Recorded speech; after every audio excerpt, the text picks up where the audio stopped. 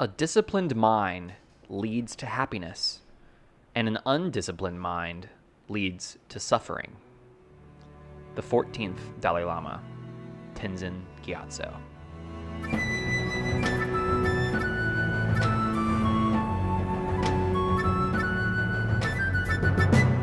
Bending, Not Breaking. Season 3, Episode 4. Sokka's Master.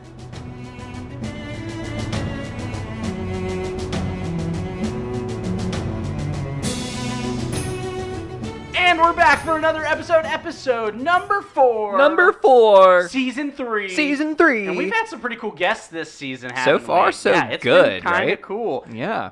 Unfortunately, none today. That's okay. But fortunately, that means Max has a microphone. Hey, Max. I never didn't have a microphone. Well, you weren't speaking in the other episodes with the guest that we had. I did a little. I don't. He said, like, hello. Maybe. All right. Anyways, I'm Sunshine Mayfield. And this is Ben Pruitt. And this is Bending Not Breaking. Thank you for joining us in Season 3. A little bit of housekeeping to get through. Just a little bit. Just a little bit. If you haven't checked us out on the Instagram and the Twitter. BNB_pod. There's also a Facebook page that you can go like if you would like to. Yeah, do that. And there's also a Patreon page if you would like to support us in Do that. any way, shape, or form. Also, BNB_pod. So patreon.com/BNB_pod. And Ben, what are some of the, if you were to donate to that? Yeah. Are there things that you get? Or is it Yeah. just what are those things? First of all, y'all can be, you're going to get bending skills by joining our Patreon. You're going to be a novice bender. You can be an advanced bender. And guess what, y'all? You can even be a master bender by joining the Patreon. Isn't that neat? Yeah. A Cool. master So- what? A bending master. Bending master. A bending master. Master. Oh. Anyway, so. Yeah, you can join our Facebook page, our private Facebook group, and join our community of online fellows. Help us pick some lenses for upcoming episodes. Yeah, so that's pretty and cool. I think the cool part about that is you get to join a community in which we hope to cultivate some discussion around our episodes. We'll be joining in. You all can ask us questions. We'll interact with the questions and ask some of our own probably. And so we just want to create a little bit of a community, and we want to make sure that we're using that Facebook group for that. You can also get episodes early, so we'll be releasing our episodes early on Patreon. Say so that's what? pretty cool. And then you'll also have the opportunity to get live discussions during conference calls with us, video conference calls, as we go through the show again. From the beginning. From the very beginning with brand new lenses. Different lenses. So you have a chance to be a part of that as well. So if you feel called to do so, you can donate there and help support this podcast. That would be awesome. Yeah, if I weren't hosting, I would totally do it. Yeah, totally. Yeah. Absolutely. Let's talk a little bit about our lens for this episode. Sure. Discipline. Discipline. When you hear the word discipline, Max, what do you think of? Oh, I'm in trouble. Yeah, like the rod. Oh. Right? Like Tell me more about that. Well, like The rod. the rod. Like you get hit with the rod. That's a thing. That's a phrase. Have you ever been hit with a rod? I've been hit with a ruler Oh. or a switch. So a rod. Like Rod Barajas, former Pittsburgh Pirates catcher. No. He wouldn't be doing a lot of... Was he doing a lot of hitting? He was a terrible hitter, yeah. So, He did hit one walk-off home run one time. So discipline. yeah. Because my mind immediately went to... So corporal punishment. No. That's where Max's mind went. Oh, okay. I went to train. I didn't say corporal, I just said I'm in trouble. I'm about to be disciplined, not necessarily in a corporal way. Yeah, and then you took it to the rod and said corporal punishment. That's what... Yeah, I brought it there. What I thought of, though, when watching the show was more like training. Like So having a discipline Oh, okay. that you are working towards, which Yeah. makes sense in the context of this episode. It also makes sense, like, I play the piano. It requires a lot of discipline in order to progress in your piano playing skills. Yeah. So that made a lot of sense to me as well. Is that where you kind of took it when you thought of this lens? I tried to think of it in multiple lenses. I multiple meetings of the same singular lens. Yep. Yeah. Okay. Uh-huh, Continue. yeah. Anyway, I tried to look at it through multiple varieties of the same lens, just to spice things up, and I saw all kinds of stuff. There's a lot of neat things in here on multiple levels in terms of discipline and how, especially our American United States culture is angled toward discipline, whether it's negative or positive reinforcement, and how that has changed and progressed over the years and what has become. I think of the discipline, and like I said, I read a quote recently about what was it? Something along the lines of who in their right mind decided it'd be a good idea to punish children for when they do something wrong and make them feel worse. Right? They are it's interesting because they already feel bad. Why are we making them feel worse? And how is that changing behavior, right? Mm-hmm. And so it's interesting. So it was just, discipline's an interesting little conundrum. I'm sure we'll have a lot to talk about that as professionals who have worked with kids for a while. We've seen lots of strategies in disciplining. Yeah, good ones and bad ones. Good ones and bad ones. So let's jump into it. I think it's my turn to do a 30-second recap. It is. It is your turn. Okay, who's keeping track? Max, is that your job? Yeah, it's your turn. Great. All right, who's keeping track of the 30 seconds? Oh, is that what you meant? Yeah. That's Ben's job. Okay. On your mark, get set, go. The gang watches the stars and sees a blue asteroid fall to Earth, and the gang uses bending while Sokka does nothing, and so he feels very sad, and the gang can't really help him out, and then they go shopping, and then as they're shopping, they get the great idea of, you should go find a master for swordsmanship, and so he goes and he asks a master, and then the master says things like, I don't know if you'd be a good fit, and then they train for each other, and the gang's really bored, 10 and seconds. They take the asteroid, they make Sokka a sword, he does even more training, and then he ends the show getting a White Lotus tile from his new master. Wow, you had 2 seconds left when you finished. Because I practiced in the mirror. Wow, did you really? No. Oh. I could have. There's nothing wrong with that. It's how you get better at things. It's interesting because If there was a discipline in, doing public speaking, which I do well, good stuff. Uh-huh, yeah, you're great at it. Yeah, then, I think what I'm noticed... already a public speaking master. Yeah, totally. No, we've talked several times about the better you get at something, the more you can learn a whole lot more. Oh, yeah. And you see Sokka kind of take that. He almost shows up with that, knowing that. Tell me more about that. I think for him, he doesn't see himself as worthy. He doesn't see value in himself, especially when he's surrounded by people that he perceives to have more value and being born with more value. So that was a moment that I didn't expect to have quite the emotional reaction, and I hadn't in prior watches. So when I'm watching this show, when I'm doing it for this, I turn off all my distractions. Normally when I watch the show, I have my phone out, I'm doing other things, I just laugh at a meme, and then the show's on in the background, and I still love it. But when I do it for this, I'm focused, and I had never really...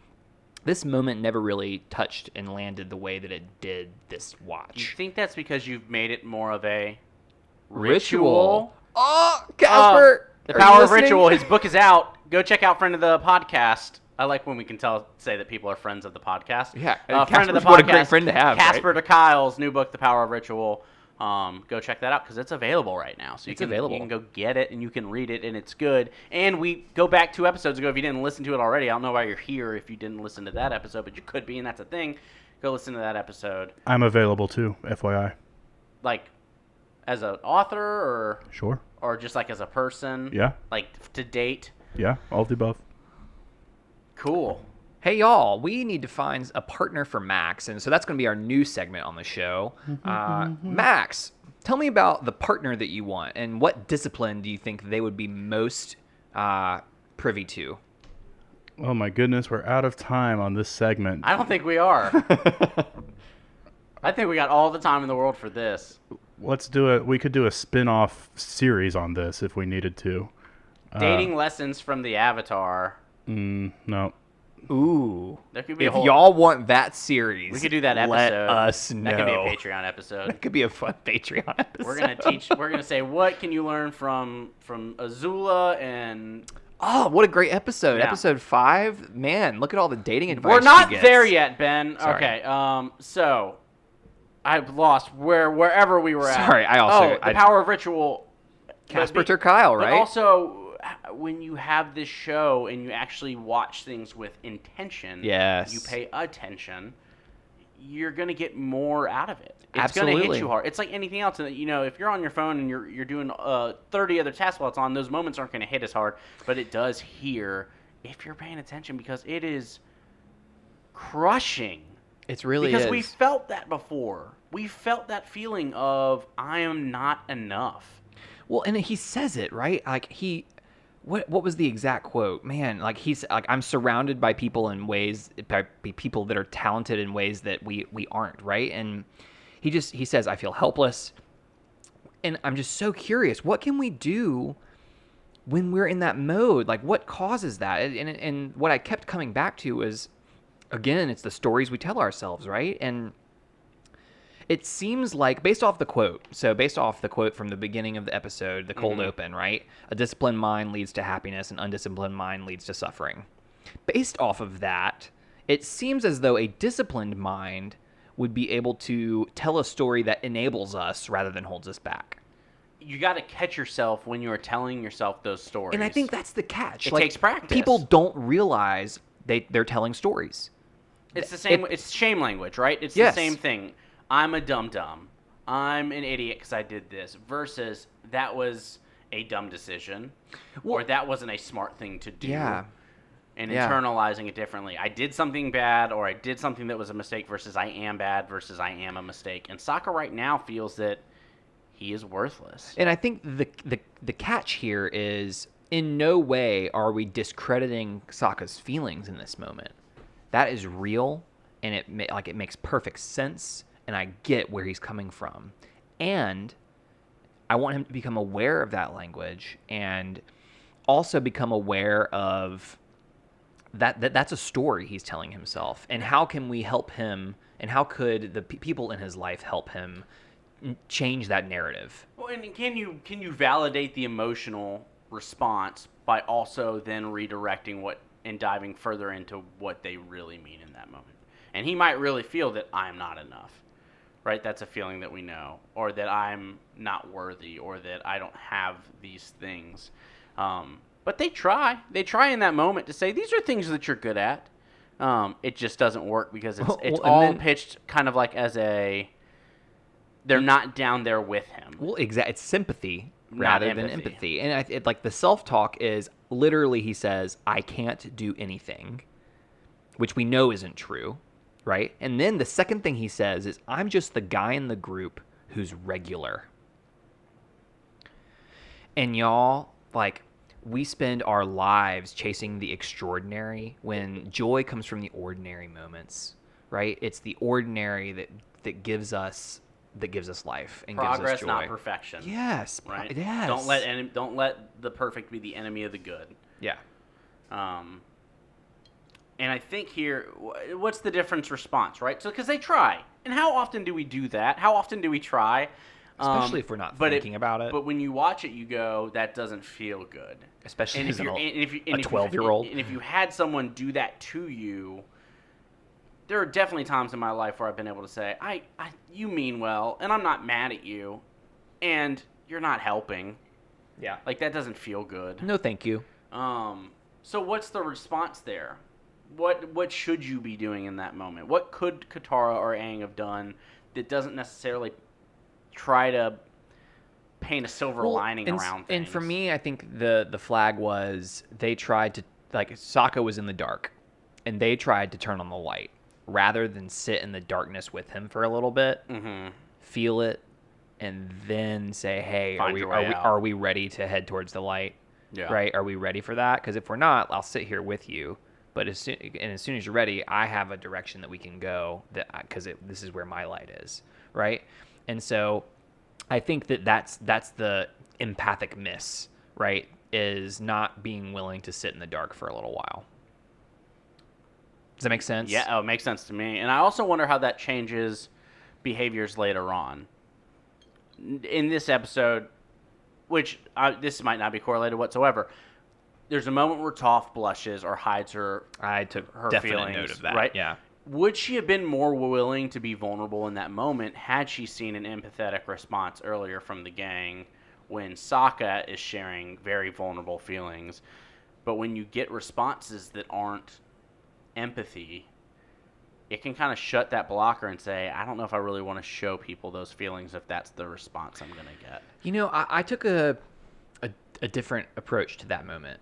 So Sokka returns just for a minute because he needs the meteor to build his sword, right? Mm-hmm. And he turns Katara runs up, puts it all out there, and says, "We missed you." And Aang and Katara are like hugging him and say, "Tell us a joke." They all laugh, and then as soon as Toph is put on to explain to be in a vulnerable position, Katara and Aang are just gushing, and Sokka's like, "What's up with them?" Because he knows that Toph is often the level-headed one who isn't gushing. She says, "Oh, they just miss you," turns away and blushes, as if she didn't, right? And so it seems that we need the discipline to not turn away. And so I'm kind of shifting that a little bit towards Toph and saying, like, what do we need to discipline ourselves to do? And I think it's to not turn away from that moment. Lean into the discomfort. That's my charge. That was my call to action from this whole episode, honestly. Well, because she's clearly excited. I think she's the first one that recognizes he's coming. Right? She feels it when he's coming that way. And then he also gives her a little gift at the end, which is fun. Yeah, and I think she makes the little Nickelodeon symbol with the meteorite. Yeah, a lot of people catch that. There's a lot of memes on all the interwebs about it. But I just think, what a gift. Sokka doesn't feel her missing him, right? When you hold that back, you are not giving, in this case, Sokka, the chance to experience joy, your emotion, your affection, your love, right?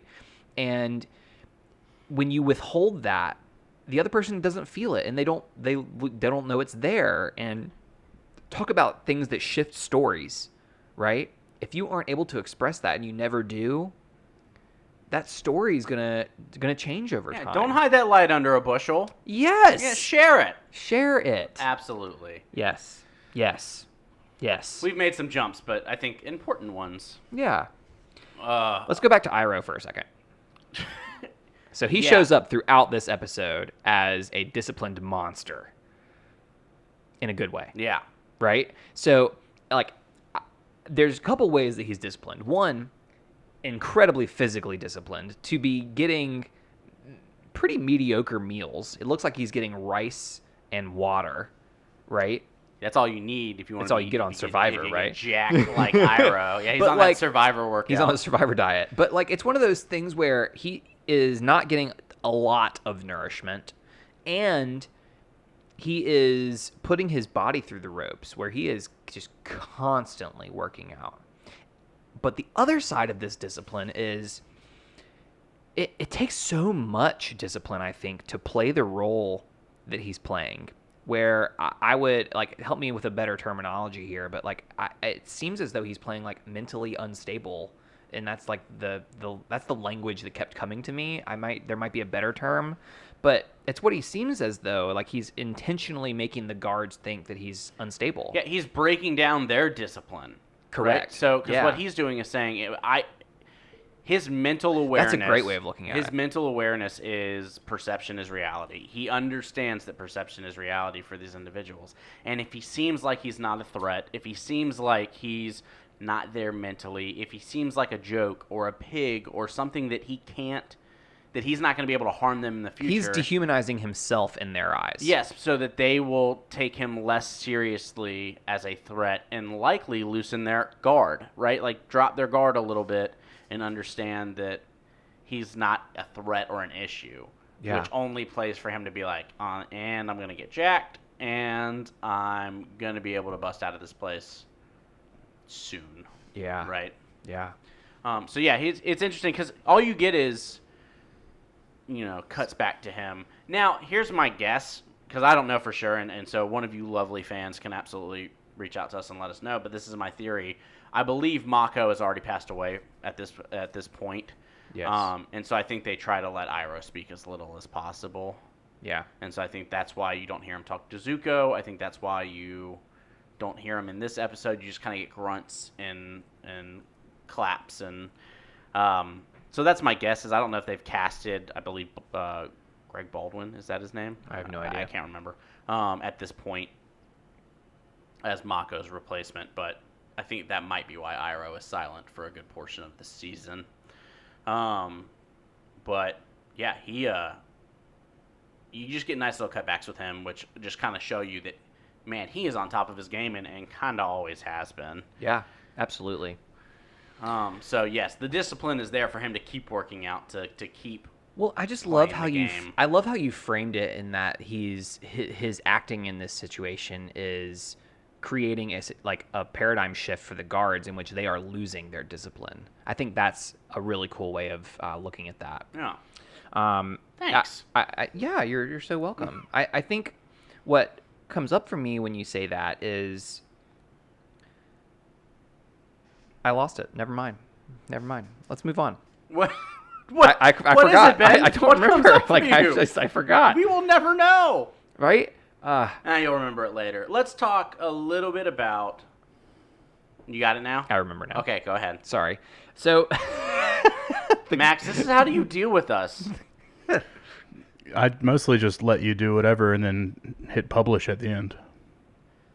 I won't be editing that guffaw just now. please. Yeah, just leave it in there.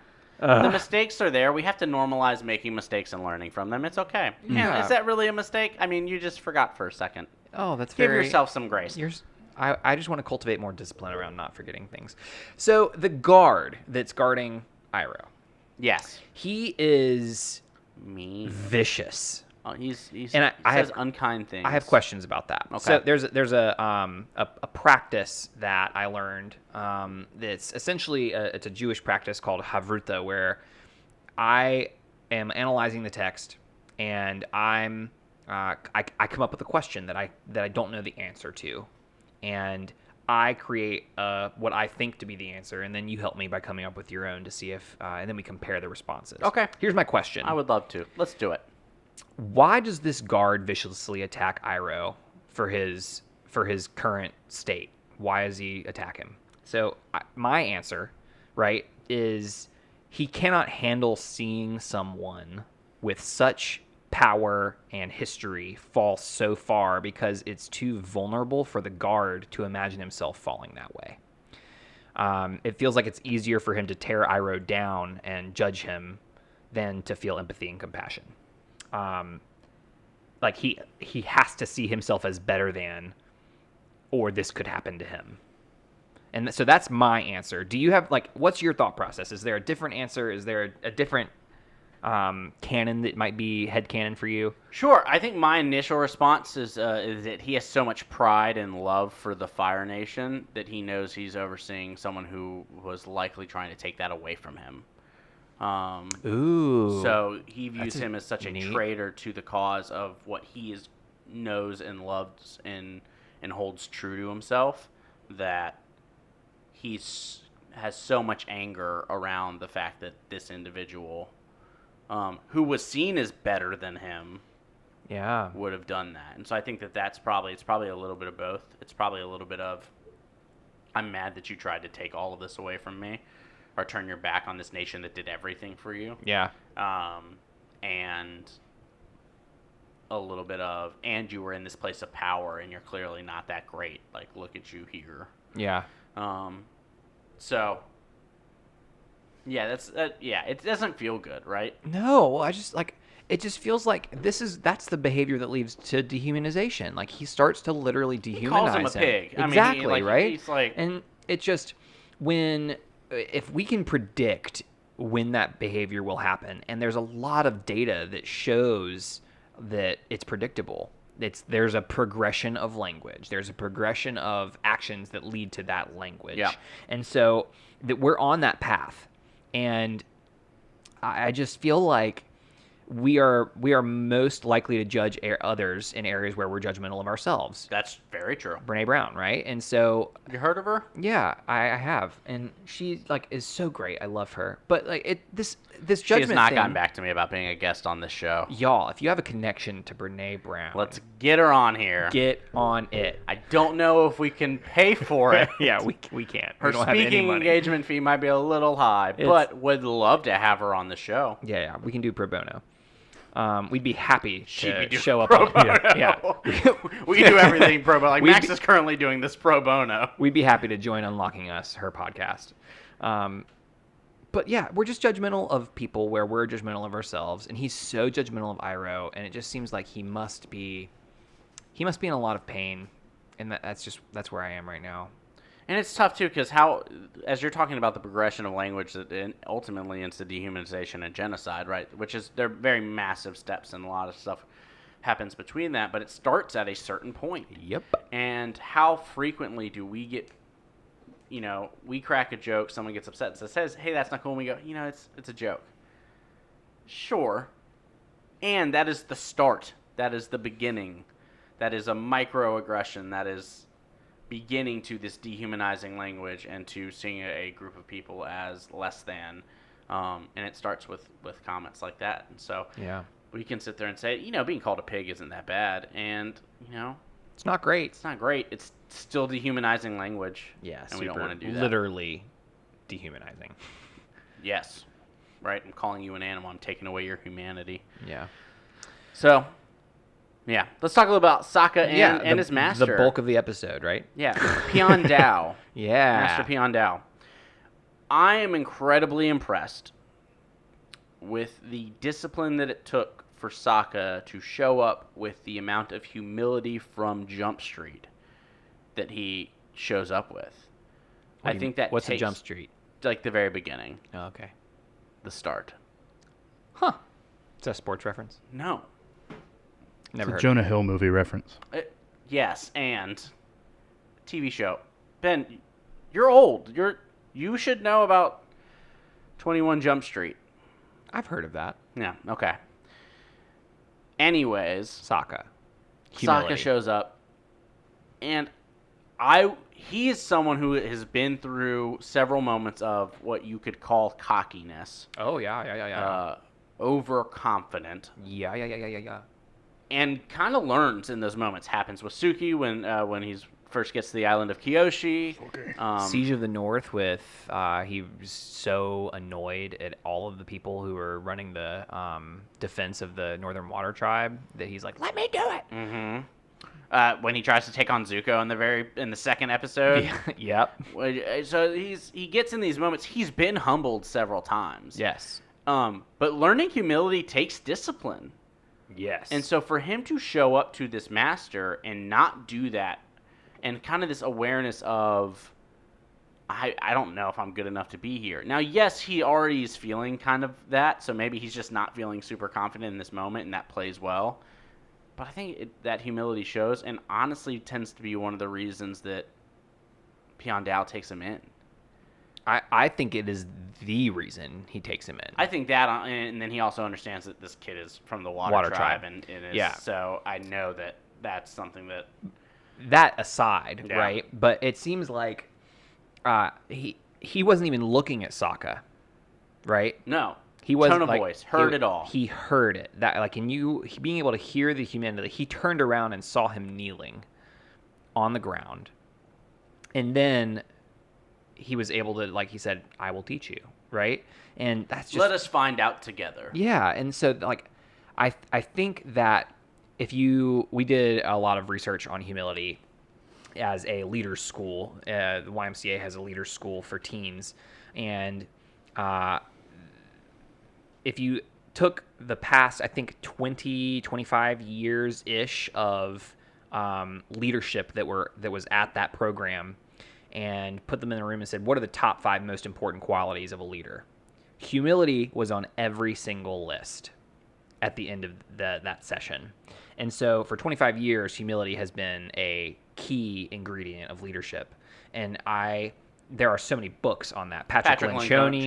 Lencioni. I think it's Lencioni. The ideal team player. Yeah, ideal team player. One of the main core ingredients to an ideal team player is humility. And there's tons of language on this, and so I just think that is a massive, important thing that really sealed the deal for him being able to be taught.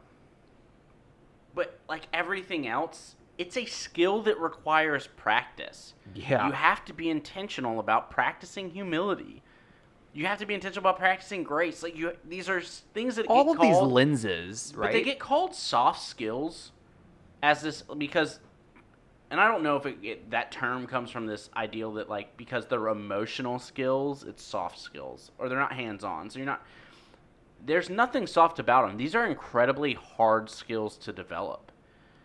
I would argue that the reason I got into school, the reason I did so well in my work, and that's not me just saying I did well, but per my reviews and performance, etc. Like the reason I did well was because of the skills that I learned that were considered soft skills.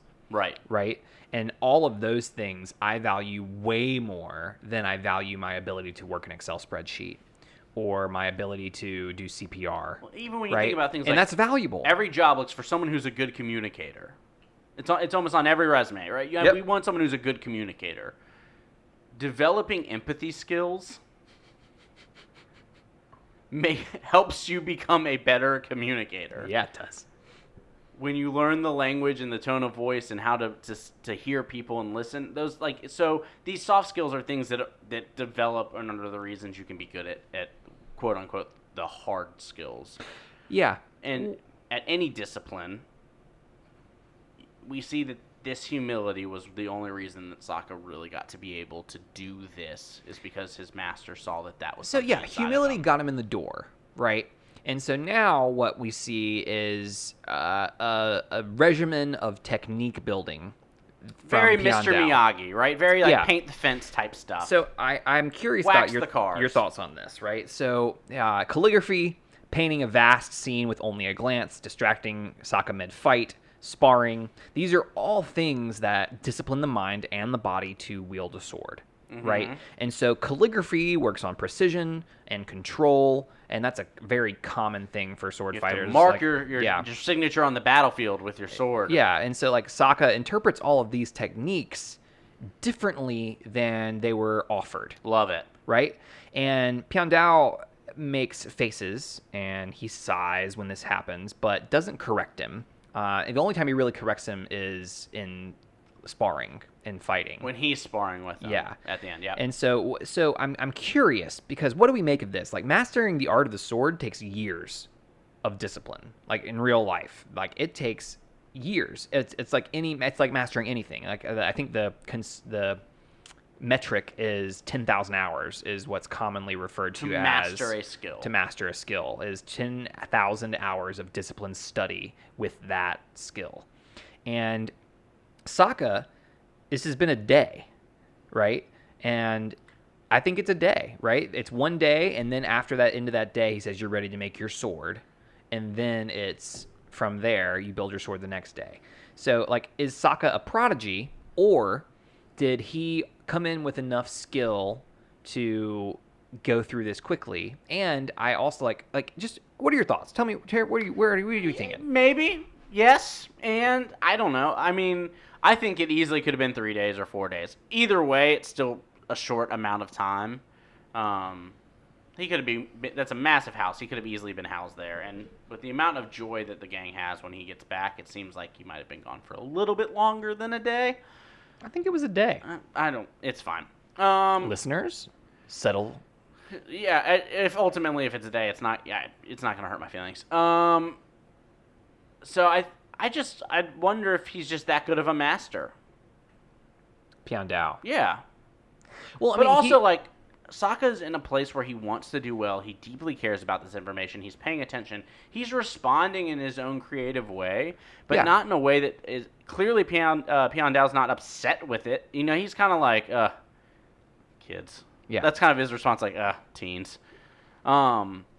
But he's clearly seeing this development of skills, and Sokka still has had training. I don't think he's leaving a master either, right? Like Piandao. No, I don't think he's leaving a master. Piandao, I think he like one of the things this is what made me tear up this episode. This is like what really got me was in the ending speech. Was Piandao nurtured Sokka's strengths rather than tear him down for his mistakes, and what he said was, "Your skills didn't impress me. Rather, it was your creativity, your versatility, your intelligence. These are the traits that define a great swordsman." He then tells him that he is worthy. Right? Like Sokka. That moment gets me. And Sokka, upon feeling praised, I just got chills. Like, upon feeling praised, feels compelled to fess up to his identity. It's a moment where we can reaffirm that you accept the love you think you deserve. Yes. He does not feel like he is even worthy of that compliment, of that love, of that show of affection, of that. It just speaks to his integrity. Because he says, I lied to you from the get-go. I wasn't completely honest. And then I love that fight scene. The fight scene, because he's just, but again, he's just nurturing those positive qualities along the way, right? So, yes, way to use your agility while facing an older opponent. Yes, way to use your environment to your advantage. It was just a great fight scene. And to me, what that really demonstrated was the discipline it took for Piandao to get to where he is, to be able to. Oh, he's a master. He's a master, right? And and we've criticized masters in the past on this show. One of my favorites. But like Piandao is like, he's legit. Mm-hmm. And what told me that is his ability to nurture Sokka and help Sokka grow in this short amount of time, but for him to be able to see the strengths in Sokka and to nurture that as like where's the most greatest potential for Sokka to grow is nourishing his strengths, right?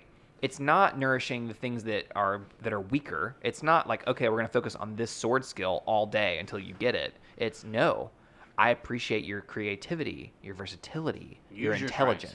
Use your strengths to your advantage. Well, we've talked about, too, before, Katara and Toph teaching Aang and having very different styles, and not necessarily knowing which style he needs at which moment.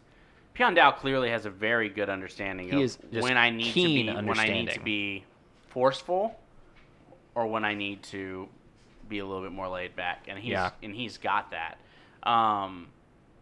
But I love the moment in the rock garden where Sokka then asks for a cold drink, and then Piandao's like, yeah, with lemon, please. Yeah, make that too. And then shout out to his assistant. I don't know if we ever get a name for him. I don't think we do. But shout out to him for just putting up with Sokka for the entire sparring, episode. He was there. He's getting hit. He's sparring. He's grabbing drinks. Sokka ruins his lovely rock garden to make a recliner. So it's shout out to him. Good. There's just moments of clearly understanding, a disciplined mind, and even with Piandao, we go back to empathy and the discipline it takes to have that because he understands and sees where Sokka is. Meets him there, and that allows Sokka to progress probably faster than he would have with any other teacher. It's a really cool moment. It's a really cool episode. And I love that Sokka kind of gets this episode. I also appreciate the moment where Sokka's kind of asleep and falling asleep, but then wakes up and keeps driving. Yeah, that's discipline, and right? Pushing it and saying, he clearly had the discipline to put into, there's a book called Grit by Angela Duckworth. It's all about discipline. I'm going to be real. The book is mediocre. The concept is, you can hear the concept and understand the whole book, in my opinion. But, hearing her speak is more impactful in my mind. But it's a good lesson. Learning about, grit is what gets people through. And it's, that's what discipline is. It's grit, right? Yeah. Thoughts? On what? On Just grit? in general, yeah. I think, he clearly pushes through. I love that moment. I love the moment that he's melting his own meteorite. I love that he had the creativity to ask for help and use his friends to get the meteorite to the mentor to make the sword. Yeah. I love that he has the sword. It's a cool moment. And it's a cool moment that.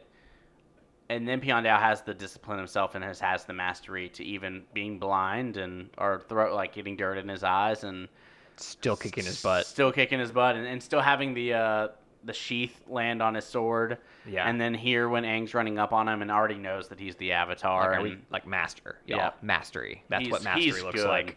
Yeah. Sokka's not really a common Fire Nation name. Pick Lee. Everyone's named Lee. Nice little callback to when Zuko's hiding as a refugee in their kingdom. Lee? From the tea shop? I've seen that meme everywhere. Oh, TikTok. Anyway. Do you do TikTok? Are No. you a TikToker? Max, you got a TikTok? Technically, yes. But you haven't posted any videos? I've posted 2. Oh. Thanks for keeping in touch with my I social don't media. have a TikTok, man. I can't follow you. Bummer. Then why did you assume I hadn't posted anything? Because you said technically you have one. I thought that's kind of where you were getting to, is that you have one, but you're not posting a lot. As the So now you technical can follow producer us of your on podcast. TikTok, BNB_pod. That's Just not- kidding. That's not a thing we thing. have. Don't do that. Maybe in the future, but currently not a thing. That requires a lot of time. Let's do this. Or any other moments from this show that we want to really talk about, that we want to lift up. I just that last line. One day, if you continue to train, you will become an even greater master than I am. Yeah, one of my favorite quotes from Piandao was a simple tool in the hands of a master. And he kind of talks more about, like, it can be a good or bad thing. And I think we've discussed that before. But the sword is a simple tool. It's a simple mechanism. But when you take something simple and you work on it over and over again, it can become something incredibly powerful. And I thought that's just a cool little message. We also, during the Iroh workout scenes, one-arm pull-ups while eating an apple. Crushing it. And he's not, he's still a bulky dude. He's pulling a lot of weight with that left arm. Just thought that's worth highlighting. He's definitely bulky. So, and then we get a little moment with the White Lotus at the end, which brings it all together. And White Lotus is going to show up soon. And So good. I love me some White Lotus. So good. Cannot wait. All right. Any other thing you want to highlight before we jump into a quick break and then our practice and devotion? I think I'm ready to move on. Let's do it. All right. We will be Max, before we go, anything you want to add? Not at this time. Have you Awesome. thought about your partner and their discipline yet? Yeah. Not Who at are this time. Who are you dating? What do they need to be a master of? I'm not dating anybody. Empathy? Empathy is a good start. Yeah, that's important. All right. We will be right back with our practice and our discipline right after this.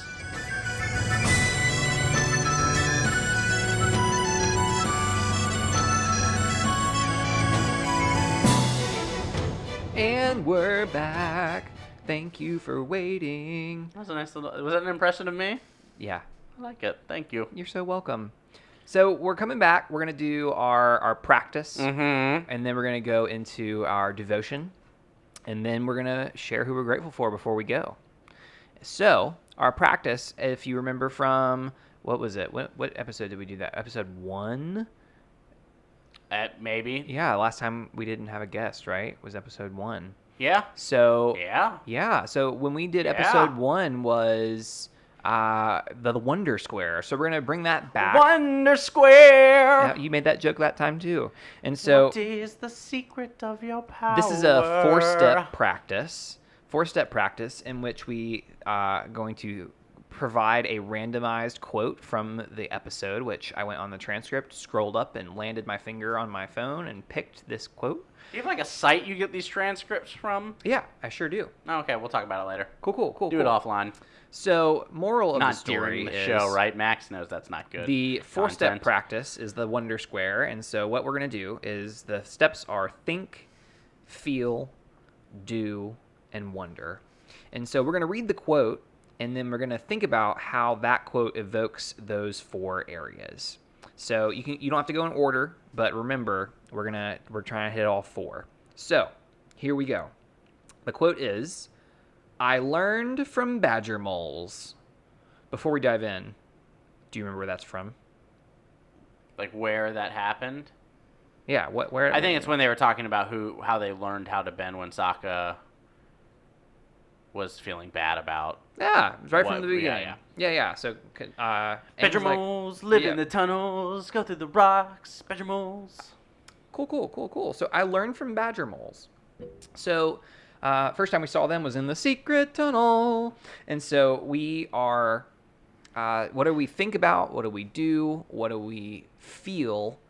And what do we wonder about? So does this have to be in context of anything, or really can it just be the first thing I thought about? Yes, all of the above. It automatically takes me back to the song, The secret tunnel. The Secret Tunnel. Yeah, it Yeah. just because I hear badger mole, and that's immediately what I think to right now is badger moles who live in the tunnels, go through the rocks. Well, it's interesting because like in badger moles, like I love the badger moles. They're one of my favorite animals in well, the series. to me they seem like they're almost intimidating, right? When I see badger moles, I feel intimidated because they look kind of scary. Because You just gotta like, sing for them, man. yeah, as soon as you sing for them, like that just dies. But like when I saw that the first time, I was kind of intimidated by them, and I was nervous for the group because What is it that looked like they were going to attack the group So does Toph even get a chance to be intimidated by them because she doesn't see them. because she doesn't see them? She feels That's them. interesting. She's got an immediate connection with them. To me, that's a wonder question, right? That makes me wonder whether she was nervous at all when she was learning from them. Yeah, and I think I feel like we get to see her. They show it, right? They show like a flashback of her. Yeah, I think with so. them, and I love this moment of we're all connected still because she even says it. She says they couldn't see like me, so it was almost like we were in it together. And yeah, so I wonder if she was intimidated or felt that, or if it was just this immediate connection. That's a good wonder. We talked about think. It made us think immediately on That back to that episode. Yeah. But I also think it makes me think about how you can learn things from places you wouldn't typically expect, which is kind of what we're doing with this show. Yeah, that's a great point. That you wouldn't have expected for a badger mole to be the one to teach you how to earthbend. You wouldn't expect a kid show animated to be kids able show to from do all of this. Nickelodeon And from 2005. yeah, it's there's a reason we love it, but I think you don't expect that, especially as a 15-year-old, 13-year-old, 9-year-old, however old you are, discovering 29-year-old. this show. Yeah, I first watched it, I think, as like a 23-year-old. So, yeah, I think that makes me kind of think back to the way you can learn from the unexpected. Yeah, I love that. So we hit wonder, we hit think.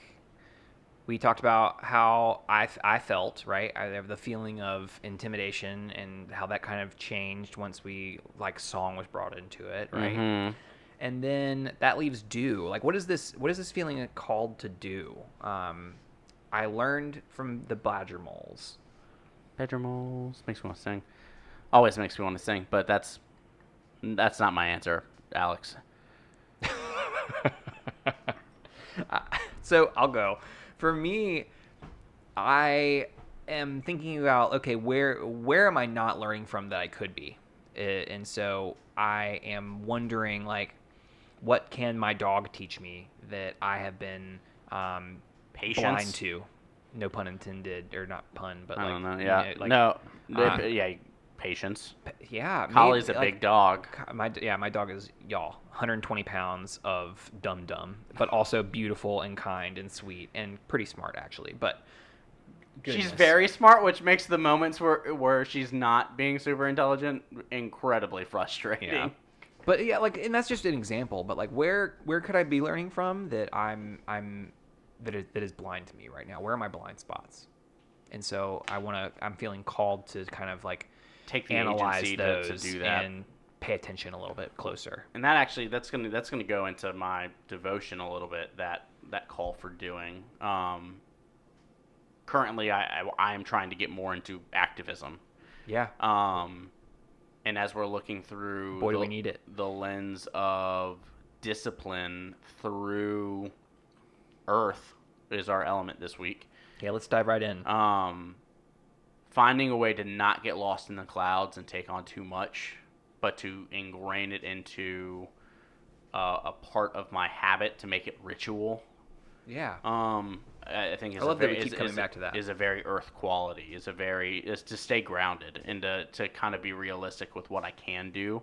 Yeah. But make it something that I do daily, but making it achievable. And I think that's kind of how I felt when you're making a discipline, how frequently do we sit there and say, I'm going to be disciplined. I'm going to go to the gym 7 times a week. And then we fall off and we're not able to accomplish it because it's not something that's becoming a habit and it's something that's unrealistic. And so I want to do that with activism, and I don't want to fall off of that. I want that to be ingrained in the way that I behave each day. And so I kind of feel called to find ways that I can learn about things, how to do that better, in ways that I haven't learned before. But I need to take agency to go find those ways, and not necessarily there's others that can help. There are resources out there, but I need to take the agency to do that, to make it habit. Yeah. And so that's kind of where I'm at with what I want to do this week, is stay very grounded as I make activism a habit for me. Yeah, I the Wonder Square is pretty cool, and I love how it just kind of led us right into our Devo. Yeah, sorry if that was unintended. It wasn't, but it worked out great. And so, like, I'll go for my earthy discipline thought process was I've been thinking a lot about again, like foundation, and like the phrase that comes up is like how do you eat an elephant? Bite at a time. One bite at a time. And so it's the same thing. It's like we have to lay brick by brick. You can't just put the roof on nothing. You have to build from the ground up. Yes. And I'm realizing how there is this building that is in just utter disrepair, and it has been built for certain types of people and not for other types of people. And I'm thinking, okay, how do we both tear down this system and this oppressive system, as well as build brick by brick? Mm-hmm. And I think there has to be a mix of both, because you can't just tear down and you can't just build new things, because that's just the way the world works. And so for me, I'm thinking, what are the things that I can do that don't feel like this massive undertaking, but I'm laying a brick. That's where I need to have the discipline to take on this challenge brick by brick. Build that foundation. Yeah. I love that. As we are building our habits, sticking with our habit of gratitude, My favorite. Who are the characters that we're lifting up this week?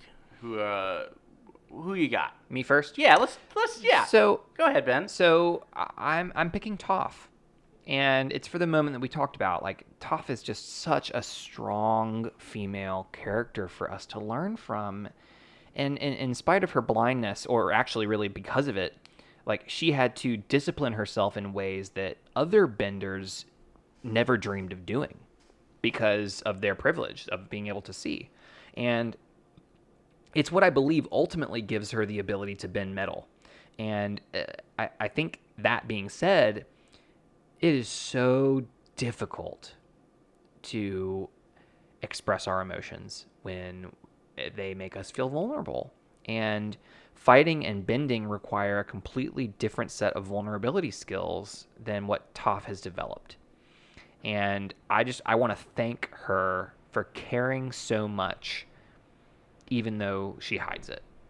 And I'm grateful for her leadership and her strength. Absolutely. Nice pick. Thanks. Love Toph. She's great. Love Toph. Yeah. My pick is, I'm going to go with Master Peon Dao. I am, as a person outside of this, am so tired of hearing we don't do things that way. That's not how we do things. Especially when the way you've been doing them can potentially be done better. I love that Master Peon Dao allows Sokka to develop in different ways to get to the same destination. And he easily could have said, no, you don't do that. You don't put ink on your face, and that's not what we're doing here. Yep. But he waits, because he knows as soon as Sokka's like, you want to see my signature, you want to put my stamp on this, I'm gonna put ink on my face. He immediately could have stopped him and said, stop, don't do that. Yeah. But he let him do it.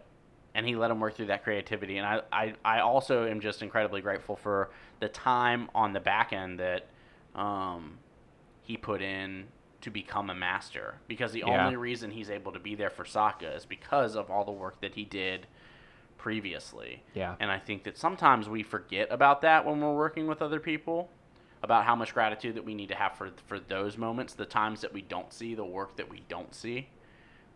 It's so true. And how much we need to lift those people up. So I'm going to give my gratitude to Master. We need more Pion teachers Dao. like that are able to nurture the strengths rather than tear them down for the for sure. standardization. Absolutely. Right? If we had more teachers like that, we would have less people doing things they don't want to do, and less people in after school detention, and less people in detention period, and less people getting suspended, and less people just the school to prison pipeline would be less. Like we need more teachers with this amount of mastery in their field. Yeah. As someone who's worked next to the education system but never in it, I can't speak much to it except for the fact that, I would love love more mastery. More time for mastery, if that's possible. Here. All right. That's it, y'all. That's it. We got special guest next week. Really cool. So don't miss that episode. Join us next week as we dive into the beach through a lens of resilience. Which is what a fun little episode. It is a good episode. One fun little episode. I wouldn't call it a filler episode. It is not a filler episode. Do people think the beach is a filler Yes. episode? So much happens. Yeah, I know. So much happens. Like character development galore. Oh, we're going to talk about that. It is. Yeah. It is. You know what is a filler episode? The episode later on the season that I do not like. All right. You've mentioned that twice, and we're going to move on because it is time to move on. Thank you happen. for listening. Yeah, before we go anywhere, again, BNB_pod. That's our Twitter and our Instagram, and also now our Patreon.